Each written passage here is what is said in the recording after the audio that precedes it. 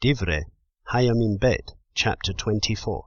Joash was 7 years old when he began to reign, and he reigned 40 years in Jerusalem. And the name of his mother was Tzivia of Beresith. And Joash did what was right in the eyes of Yahweh all the days of Jehoiada the priest. And Jehoiada took for him 2 wives, and he brought forth sons and daughters. And after this it came to be that Joash set his heart on restoring the house of Yahweh. And he gathered the priests and the Levites, and said to them, Go out to the cities of Yehudah, and gather from all Israel silver to repair the house of your Elohim from year to year, and see that you hurry the matter. But the Levites did not hurry it.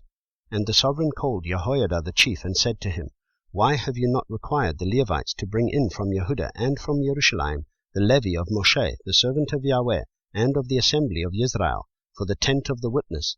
For the sons of Athaliahu, that wrong woman, had broken into the house of Elohim, and had also prepared all the set-apart vessels of the house of Yahweh to the Baals. So the sovereign commanded, and they made a chest, and set it outside at the gate of the house of Yahweh, and made it known in Yehudah and in Jerusalem, to bring to Yahweh the levy that Moshe, the servant of Elohim, had imposed on Israel in the wilderness.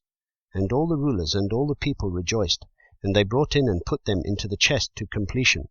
And it came to be at that time, when the chest was brought to the sovereign's official by the hand of the Levites, and when they saw that there was much silver, that the sovereign's scribe and the high priest's officer came and emptied the chest, and took it and returned it to its place.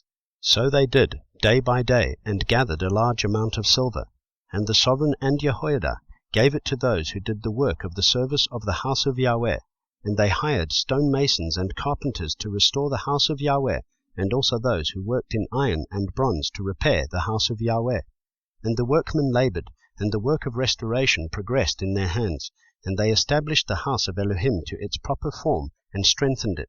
And when they had finished, they brought the rest of the silver before the sovereign and Jehoiada, and they made utensils from it for the house of Yahweh, utensils for serving and offering, ladles and vessels of gold and silver, and they offered ascending offerings in the house of Yahweh continually all the days of Jehoiada.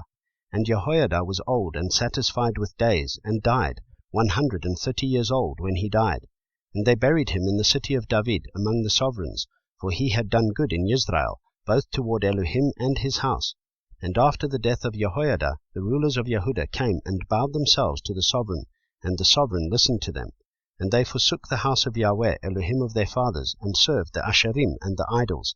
And wrath came upon Yehudah and Jerusalem because of their trespass.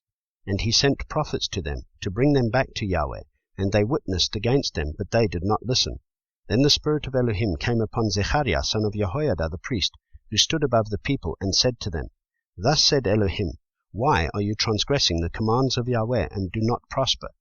Because you have forsaken Yahweh, he has forsaken you. And they conspired against him, and at the command of the sovereign they stoned him with stones in the courtyard of the house of Yahweh. Thus Joash the sovereign did not remember the loving commitment which Jehoiada his father had done to him, and killed his son.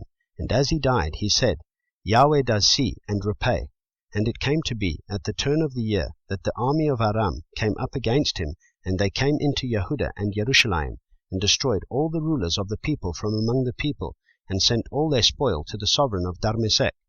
For the army of Aram came with few men, but Yahweh gave a very great army into their hand, because they had forsaken Yahweh, Elohim of their fathers. So they executed judgment against Joash.